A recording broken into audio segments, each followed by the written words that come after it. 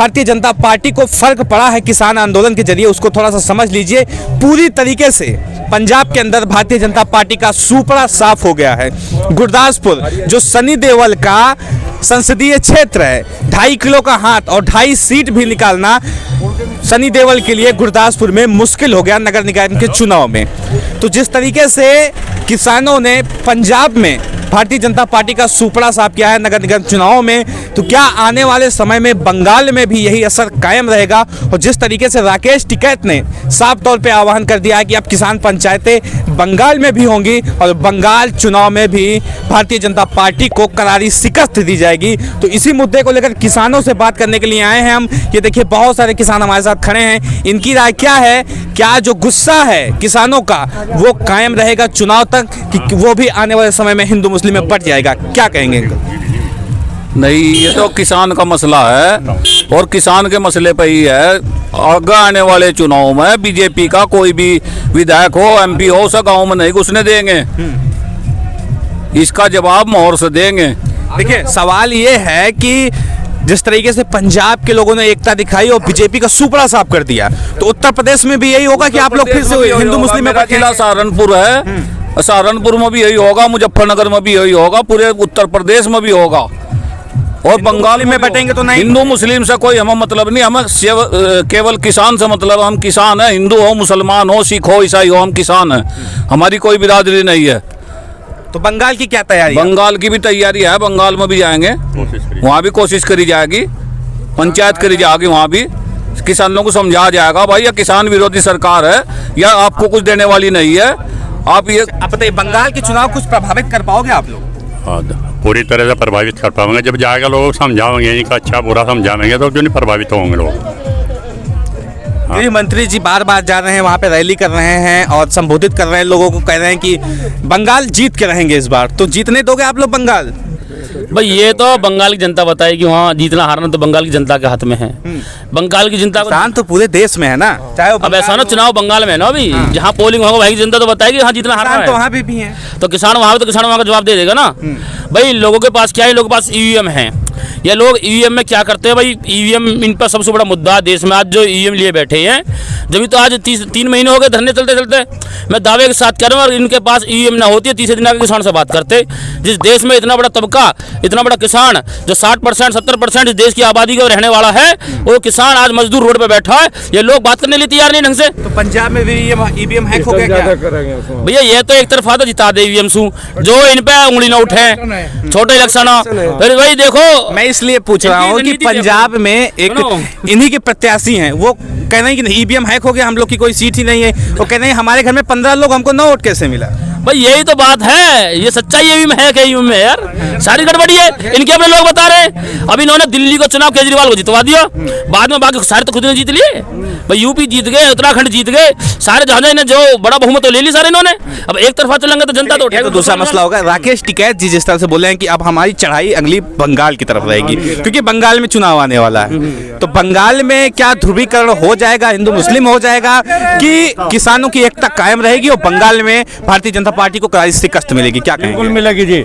वहाँ से हिंदू मुस्लिम वाला तो ये जालिया नारा जी इनका 2014 में जो इन्होंने हिंदू मुस्लिम का नारा करके जो देश में आपस में आग बढ़ी, उसका ये फायदा उठाएंगे। इब सब समझिए, इब हिंदू है ना कोई मुसलमान है, सब किसान है, सब देश के इसके नागरिक है। इसमें एक गुलदस्ता है ये किसानों इसका देश का, इसमें कोई भी हिंदू मुस्लिम नहीं चलेगी। बंगाल में आप ये देख लेंगे, इब जो किसान हमारे पहुंचेंगे, राकेश टिकैत जी पहुंचेंगे और पार्टी पहुंचेगी वहाँ, हर नागरिक को समझाएंगे भाई आज जो है किसान को जो बर्बाद, देश को बर्बाद जो ये करे मोदी या अमित शाह, ये ऐसा नहीं होने दो, नहीं तो इब जाइए मंदिर मस्जिद हमें कोई मतलब नहीं है। हमें मतलब है जनता से, गरीब जनता है देश में जो रहती है, उसका पालन पोषण बिल्कुल खत्म होगा। बिल्कुल जो किसान है किसान की जमीन बर्बाद होगी या खत्म होने को जा रही है। आज जो है किसान धरती पर बिल्कुल अपने हक मालिक ये बताइए, जिस तरीके से अभी किसानों का गुस्सा है, गाजीपुर बॉर्डर, टिकरी बॉर्डर, सिंगो बॉर्डर, शाहजहांपुर बॉर्डर, किसान डटे हुए हैं, तो ये गुस्सा चुनाव तक कायम रहेगा कि चला जाएगा? नहीं है, इतना है नहीं, काला कानून वापिस करेंगे, इतने MSP पर कानून नहीं लाएंगे, चाहे कई साल हो जाए, चुनाव नहीं है, इनकी इतना जड़ नहीं पीटने की, इतना ही गुस्सा इस तरह इस बढ़ेगा, कम नहीं होगा, गुस्सा बढ़ता रहेगा। जब किसान बर्बाद होएगा, मजदूर बर्बाद होएगा, देश बर्बाद होएगा, तो क्या करेंगे इनका? आप बताओ, गुस्सा कायम रहेगा? देखिए, मैं संजय तो गोरखपुर से आया हुआ हूँ, आपको बता दूं, चाहे वो बंगाल का चुनाव हो, चाहे पंजाब का चुनाव हो, चाहे बिहार का चुनाव हो, आप अच्छी तरह जानते हैं कि बिहार के चुनाव में भी तेजस्वी जीते थे, ये लोग जबरदस्ती ईवीएम की कमाल से चुनाव जीते।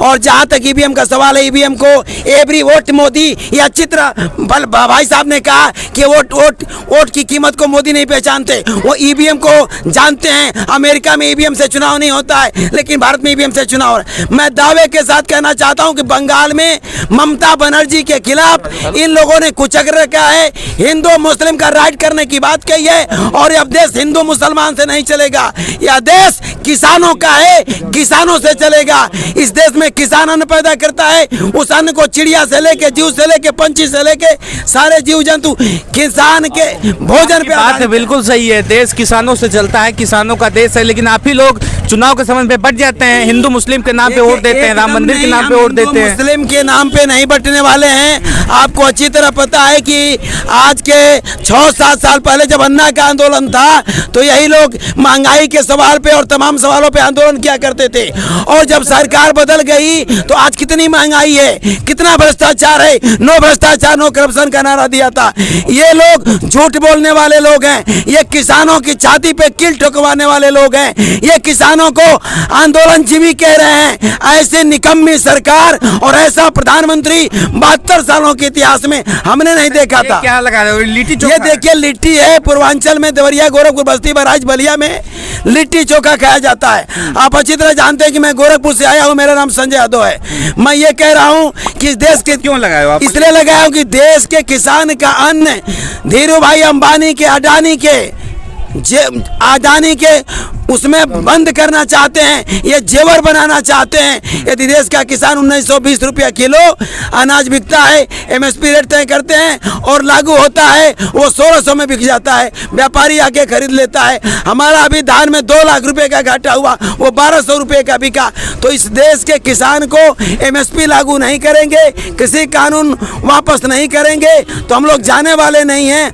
और ये गेहूं की लिट्टी से बना हुआ अन्न तिजोरी में कैद करना चाहते हैं, बड़े बड़े उद्योगपतियों के घरानों में बंद करना चाहते हैं, कॉन्ट्रैक्ट खेती के बल पे किसानों को मजदूर बनाना चाहते हैं, इसलिए हम लड़ना चाहते हैं। हमारे गृह मंत्री जो है जहाँ हैं वहाँ बंगाल में बेर भाग रहे हैं, कितने भड़काऊ भाषण दे रहे हैं, जो कितने मरे हैं उनका बदला लेंगे, हमारी सरकार आवे, ये किस किस तो बदला लेंगे। यहाँ तो इन्होंने यूपी में तो इन्होंने कर ही लिया अपना काम, ऐसे धोखा उन्हें देंगे। सवाल मेरा यही है कि ये जो गुस्सा किसानों का है, ये काबिज रहेगा कि हिंदू मुस्लिम में बट जाओगे? फिर आप गृह मंत्री का गुस्सा देखो कितना आता है उसे, कैसे उछल के छाती में हाथ मारे कि हम दीदी बस सारे बदले लेंगे, दीदी सिमट जाओ, सिमट जाओ। ये तो ये करवा रहे हैं बीजेपी वाले, ये इन्होंने बंगाल की क्या तैयारी है? और वहाँ भी यही दाव चला। बंगाल की क्या तैयारी? बंगाल में बीजेपी नहीं आवेगी, ये हमारा दावा सुपड़ा साफ होना है इनका। ये दाव जो चलाने के जा रहे हैं खाली जाओगा इनका, वो बहुत ईमानदार है दीदी। पंजाब में तो आप लोग सुपड़ा साफ कर दिए, तो बंगाल की क्या तैयारी? आप जो कह रहे थे गुस्सा बरकरार रहेगा, मैं उस पर जवाब देना चाहता हूँ। बिल्कुल दीजिए। देखो मेरी बात सुनो, हम मोदी जी के बहुत बड़े भक्त हैं, बहुत बड़े भक्त। अच्छा। और 2007 से हम ये कह रहे थे भगवान मोदी आ जा किसी तरह से। इन्होंने वो जो आईना जो दिखाया था ना, वो इतना बड़ा दिखाया था, तो उसमें सारी समस्या खत्म हो रही थी। अच्छा। जिस प्रकार रावण साधु को वेश धर के आया था और सीता जी उनके छल में आ गई, उसी प्रकार हम आ गए। जो 26 तारीख में इन्होंने घटना घटाई, जो षड्यंत्र किसानों के खिलाफ रचा, पहली बार 72 साल में ऐसा हुआ कि किसानों के खिलाफ भी षड्यंत्र रचे जाने लगे इस देश में। तब से हमारा मन डाइवर्ट हो गया और ये गुस्सा अब वापस नहीं आएगा, प्यार में नहीं बदलेगा। ये हमारे दिल को इतनी ठेस लगी है, इतनी ठेस पहुंचाई है इन्होंने, बेजुल्म ठेस पहुंचाई है, हम बयां नहीं कर सकते। इन्होंने वो बहुत बड़ा तो गलत नहीं होगा, कल फिर वही हिंदू मुस्लिम की हांडी चढ़ाई हिंदू जाए मुस्लिम और नहीं। सारे मुद्दे गायब, किसानों का कोई मुद्दा हिंदू गायब, मुस्लिम नहीं। बेरोजगारी का मुद्दा कोई गायब, हिंदू मुस्लिम महंगाई नहीं का होगा। मुद्दा गायब। कोई हिंदू मुस्लिम होने का मतलब ही नहीं है, सब समझ चुके हैं। इनका जो एक वो प्रोपगंडा चलाया इन्होंने, इन पे हिंदू मुस्लिम की राजनीति और कुछ नहीं है, सब कुछ समझ में आ गया। जो मुजफ्फरनगर का था उसमें हमें ये था कि भाई इन्होंने शायद कराया, वो हमने देख लिया कि बिल्कुल इनका कराया हुआ है। बंगाल में रोज गोला फुटवा दे हुए, रोज बम फुटवा रहे, ये हौसला आ जाओ, ये हौसला हार जाओ, एक दिन एक बम चीज न और देखी जा रही है भारतीय जनता पार्टी के द्वारा, जाति के आधार पे बांटने की कोशिश कर रहे हैं। जाट और जो नॉन जाट हैं इनको अलग कर दिया जाए और फिर से वही ध्रुवीकरण करके उसका फायदा लिया जाए। मतलब किसान की क्या जाति है, मैं समझना चाहता हूँ। भाई किसान की कोई जाति होती है? भाई किसान की क्या जाति? किसान की जाति खेत, जो खेती करता है वो किसान है। जो खेती से संबंधित में जो लोग आते हैं वो मजदूरी करते हैं। और वो सिर्फ इस देश में क्या जाति खेती करते हैं? गुजर नहीं यही करते, कह रहे हैं, यादव नहीं वो तो यही कह रहे करते, हैं। ब्राह्मण नहीं करते, कौन नहीं करते भाई? लगातार किसान सरकार की- यही कह रही है जाटों का आंदोलन नहीं है। किसान की कोई जाति नहीं है, एक सिर्फ किसानों का आंदोलन है। सरकार तो पहले दिन से लगाई पड़ी है। पहले धर्म के नाम पे बोला सरकार ने, भाई तो खालिस्तानियों का आंदोलन है, पंजाब का आंदोलन है, फिर ये हरियाणा पे आ गए, फिर अब इन्हें धर्म की राजनीति ना कर पाए तो ये फिर इन्होंने देशद्रोह वाला काम करा। इन्होंने 26 जनवरी पर झंडा लहरा के इन्होंने, इनका जो था बंदा वो जो पकड़ा गया दीप सिद्धू, वो फिर उन्होंने देश विरोधी बातें करी। देखो जी देश विरोध में क्या हो रहा है, क्या हो रहा है।